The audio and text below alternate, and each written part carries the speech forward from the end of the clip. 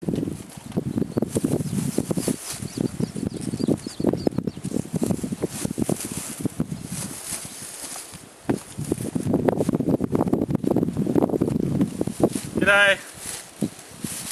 I'll use this opportunity to say Merry Christmas. It's 1:30 in the afternoon on Christmas Eve here in Mato Grosso, Brazil, so that means it'll be about 3:30 in the morning on Christmas Day back in Sydney. So if I don't get to send you an individual message or call you, this will have to suffice. So Merry Christmas everyone. Merry Christmas especially to my family who I'm missing. I guess that's par for the course when you go away for three and a half months.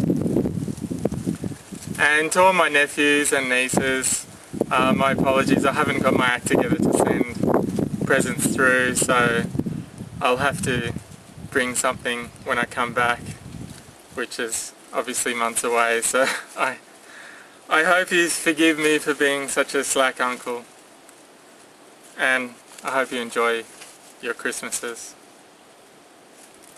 I'm here in the National Park of Chapada dos Guimarães in Mato Grosso, Brazil. It's basically the Chapada means tableland, and the National Park runs along the edge of this tableland, which forms the edge of the Brazilian Shield, which is the major geological feature of Brazil. To the south of here it opens out into open plains, and further south still there's the swamps of the Pantanal. My motivation for coming to Mato Grosso was actually to come to the Pantanal because it's supposed to be the best place in South America to see wildlife, and I spent I probably should have, to be frank, I should have booked in advance, but I managed to get a 3-day trip down there last week and saw all sorts of caiman, and I posted a video of that, and tapir and lots of capybaras and lots of parrots and birds and rheas and stuff. So all in all it was a good trip. I could have stayed down there longer, but all of the lodges closed for Christmas, and so it was impossible to get anyone anywhere to stay. And the road's pretty shitty as well, so I've had to do it with a tour travel agency, and just no one was interested in helping me out until, next week, which is going to be too late. So I got a bit stuck in Chapada, which is the capital city of Mato Grosso.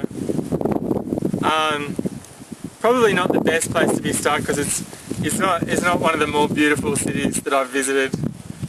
Probably errs on the side of chaos at the best of times, but at the moment they're in frantic construction mode for the World Cup, which is they're going to hold some games here, and apparently Australia is going to play its first game here in Chapada.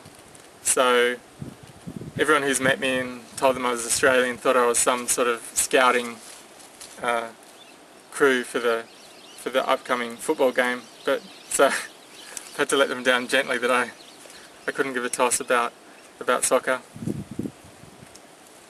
But yeah, the city is still frantically trying to redo what seems to be their entire road system. So all of the main freeways are torn up, and there's roadworks everywhere, and a complicated maze of detours that you have to pass to get through the city.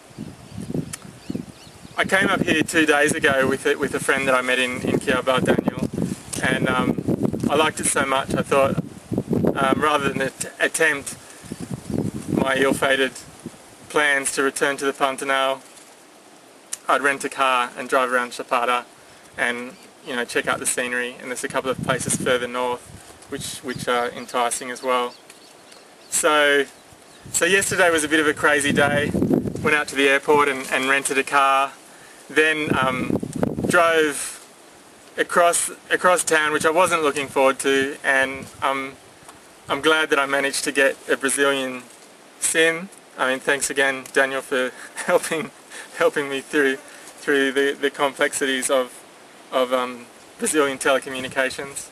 And so I was able to use Google Maps to navigate across town, and it took an hour when it probably should take 10 or 15 minutes. And then by the time I got to Chapada, after what had been a hot sunny day to start with, the skies opened up and it absolutely poured.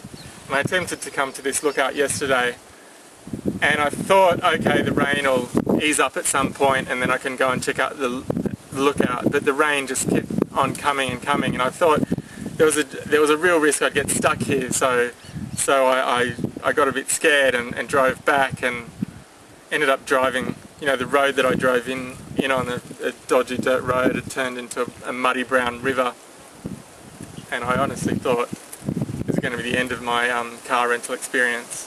But fortunately got back onto the blacktop and into town.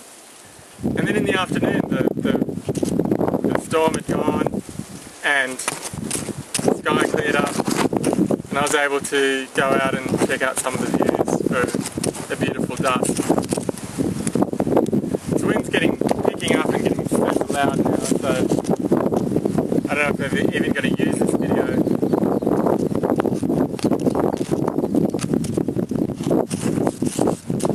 This place is quite fascinating for the differences and the similarities. I mean, the striking thing to anyone from Sydney is the similarities to the Blue Mountains, and there's even a waterfall that goes by the name of Bridal Veil Falls. But the whole sandstone geology here and the cliffs, from a distance, everything looks very familiar. Of course, up close, it's not Australia, and the plants are different, and there's macaws flying around and different parrots.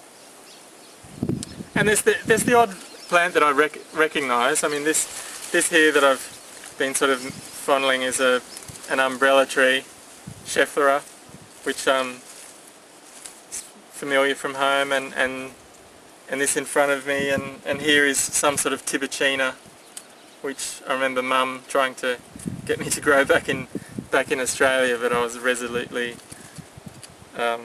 strict in only growing local natives.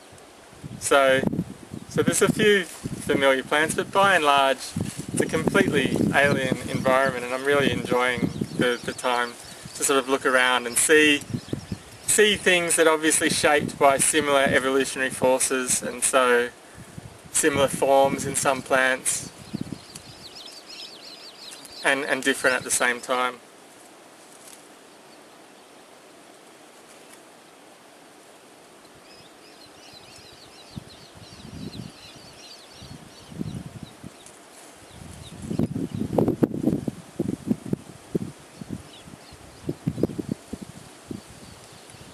It's been good to be able to get to somewhere where I can actually get a bit of peace and quiet, because the other thing that's different is the way that national parks work in Brazil is quite different. All of the major attractions have entry gates. Even though the park surrounds the entire village, there's entry gates, and they're only open from 9 to 4. And there's rules on where you can go, and all these signs of you'll get a fine if you go in the wrong place. So for an Australian who's used to just going to a trailhead and just wandering off, it's a little bit frustrating.